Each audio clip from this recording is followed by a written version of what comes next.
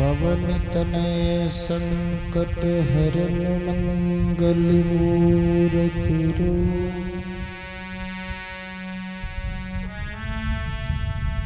राम लखन सीता सहित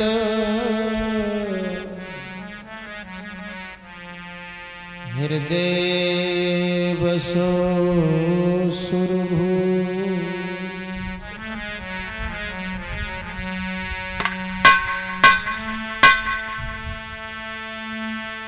राम कथा जा कोई कहे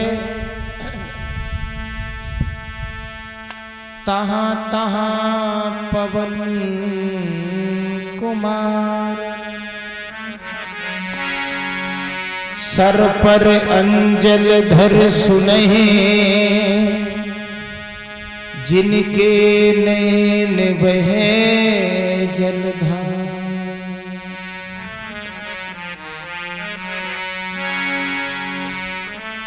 कथा शुरू अब होते हैं आओ वीर हनुमान आइए आसन विराजिए तेजपुरी बलवान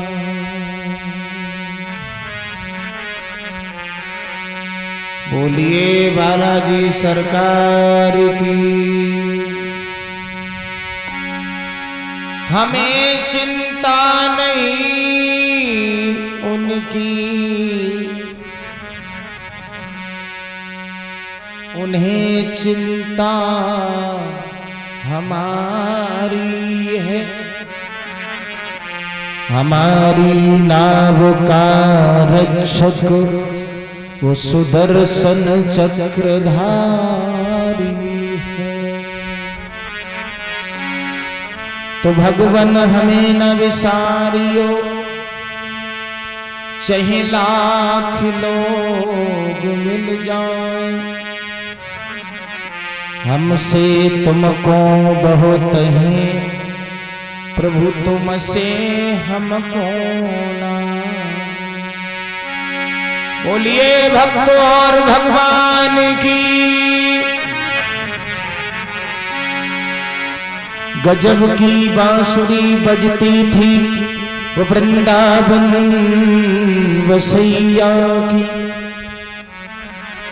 करूं क्या तारीफ उस मुरली की या मुरलीधर कन्हैया की। बोलिए कन्हैया लाल की। आदरणीय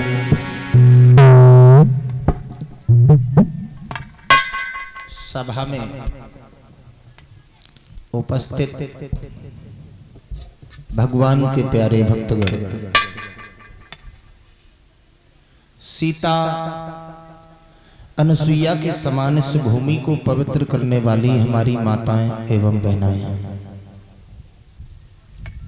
अर्चनीय वंदनीय परम पूज्य हमारे संत भगवान, पावन दरबार में बैठे हुए हमारे पिता तुल्य बुजुर्ग, भगवान की कथा का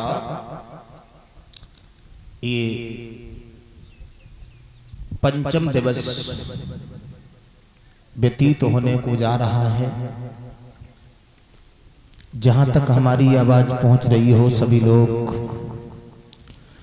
थोड़ा थोड़ा समय निकाल करके भगवान के दरबार में आए और भगवान की पावनमयी कथाओं को अमृत पान कर अपने जीवन को धन्य बनाएं।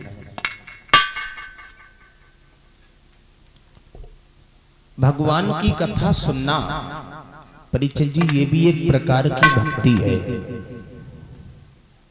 जो लोग भगवान की कथा सुनते हैं, कथा को सुनने के बाद अपने जीवन में उतारते हैं, वो दुनिया के कलेशों से, दुनिया की विघ्न बाधाओं से हमेशा दूर रहते हैं।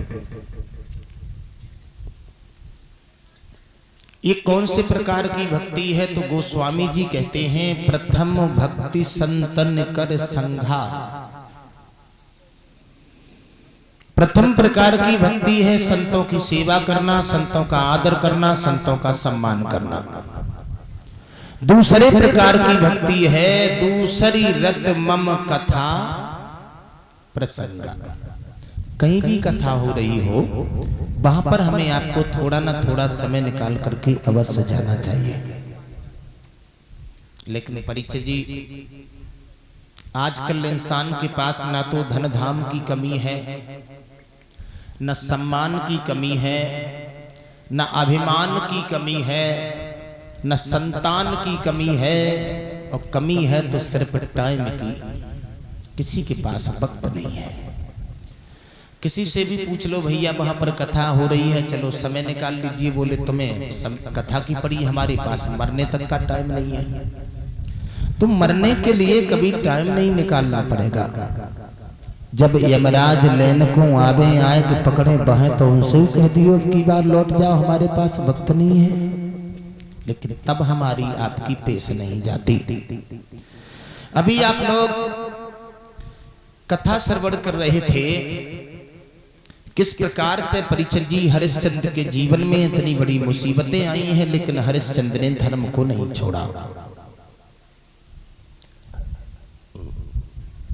हमारे आपके जीवन में दुख थोड़े आ जाते हैं तो लोग घबरा जाते हैं, लेकिन हरिश्चंद्र महाराज के आंगन में पत्नी भी बिक गई, पुत्र भी मर गया, स्वयं मरघट की रखवाली करने लगे, लेकिन फिर भी धर्म को नहीं छोड़ा। तो हमारे आपके जीवन में बहनाओं भाइयों, जैसे साल में मौसम बदलते हैं वैसे ही हमारी आपकी जिंदगी में मौसम बदलते हैं। अभी थोड़े समय पहले रजाई से बहुत बड़ा प्रेम था, रजाई छोड़ी ना जाती, आज रजाई से नफरत है। कभी अग्नि से बहुत बड़ा हित हो जाता है, कभी अग्नि से बहुत बड़ी नफरत हो जाती है।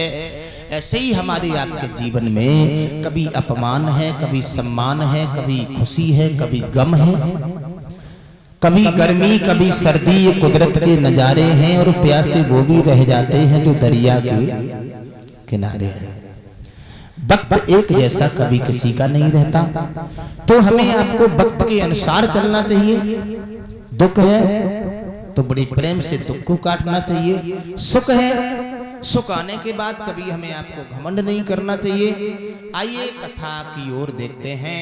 हरिश्चंद्र महाराज के पुत्र हुए रोहित, रोहित के पुत्र हुए चंप, चंप के सुदेव, सुदेव के भरुक, भरुक के ब्रक, ब्रक के बाहुक, बाहुक के सगर, सगर के असमंजस, असमंजस के अंशमान, अंशमान के दिलीप, दिलीप के भागीरथ, भागीरथ के विस्तृत, विस्तृत के खटवांग, खटवांग के दिग्रबाहु, दिग्रबाहु के रघु, रघु के अज, अज के महाराज दशरथ हुए। दशरथ के आंगन में भगवान श्री राम का अवतार